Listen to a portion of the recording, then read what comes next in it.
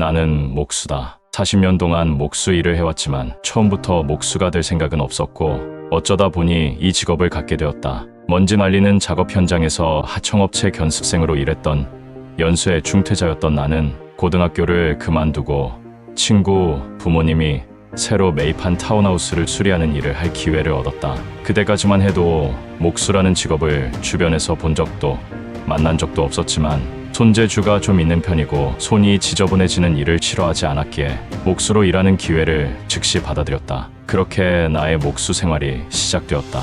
그리고 40년이 지난 지금 나는 뉴욕 최고의 목수가 되었다. 내가 날 그렇게 부르는 건 아니고 사람들이 나를 그렇게 부른다. 사람들이 나를 뉴욕 최고의 목수라고 부르는 이유는 좀 독특하다. 나는 다른 사람들이 하기 싫어하는 일만 골라서 하는 목수이기 때문이다. 다른 목수들이 차마 엄두조차 내지 못하는 까다로운 작업이 생기면 나는 그 프로젝트를 맡는 것에 망설이지 않고 도전한다. 실제로 뉴욕에서 작업한 건물 중에서 까다로운 작업이긴 하지만 건축적으로 뛰어난 건물을 많이 만들다 보니 여러 가지 좋은 기회를 얻었고 로빈 윌리엄스, 데이비드 보위, 우디 앨런처럼 유명한 사람들이 나를 찾아오기도 했다. 그들은 나에게 문의하기 전 다른 목수들에게도 의뢰를 했지만 다들 못하겠다고 하는 그 작업을 나라면 시도할 걸 알기에 결국 나를 찾아온 거다. 아무도 시도하지 않은 걸 만들었다가 나중에 문제가 생기면 법적 책임을 져야 하는 걸 알면서 왜 도전하냐고. 주변에서 모두 포기한 어려운 작업을 해낼 방법을 찾아낼 때 그 무엇과도 바꿀 수 없는 희열과 만족감을 느껴서 그런 것 같다. 내게는 더 많이 배우고 더 능숙해지기를 원하며 놀라워 보이는 것들을 만들어 보고 싶은 욕망이 있다. 실제로 잡지에 나올 법한 화려한 집을 지으려면 한동안 기름때와 흙먼지를 뒤집었어야 한다. 그래서 나는 화려한 사진이 가득한 인테리어 잡지를 보면 마치 예쁜 아기 앨범 같다. 그런 사진은 모두 자랑스럽지만 그 상태를 만들기까지의 혼란을 떠올리면 터무니없게 느껴진다.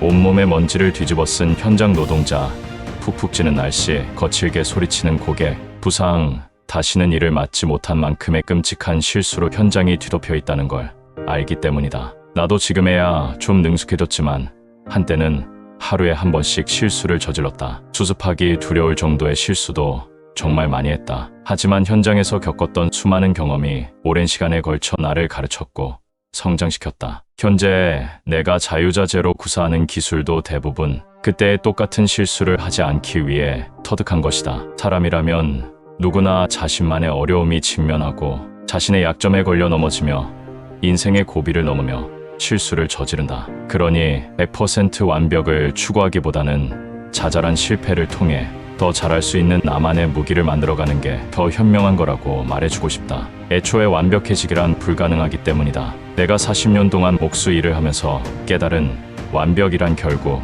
눈앞의 성취나 결과물이 아니라 노력과 배움을 통해 스스로 인생을 개척해가는 과정이라고 생각한다. 그런 의미에서 나는 내 일이 정말 좋다. 똑같은 작업은 한 번도 없고 다음에 어떤 작업을 할지도 전혀 예측할 수 없으니 지루할 틈이 없고 이 일을 죽을 때까지 해도 좋을 것 같다고 생각한다. 또한 내가 다른 건 다 좋아도 듣기 싫어하는 말이 한 가지가 있다. 바로 마스터라고 불리는 것이다. 40년 동안 목수 일을 해왔고 유명인들도 많이 찾아올 정도면 나름 마스터라고 불릴 만하지 않느냐고. 나는 마스터라는 말이 오히려 나를 제약하는 것처럼 느껴져서 달갑지가 않다. 40년이 넘는 시간 동안 다양한 작업을 하면 할수록 내가 모르는 부분이 더 많고 배워야 할 부분도 많다는 걸 절실히 깨닫고 있기 때문이다. 그래서 나는 스스로를 마스터라고는 아예 생각하지도 않고 누군가가 나를 그렇게 표현하는 것도 극도로 싫어한다. 한 분야에 숙달되는 건 결코 쉬운 일도 아니고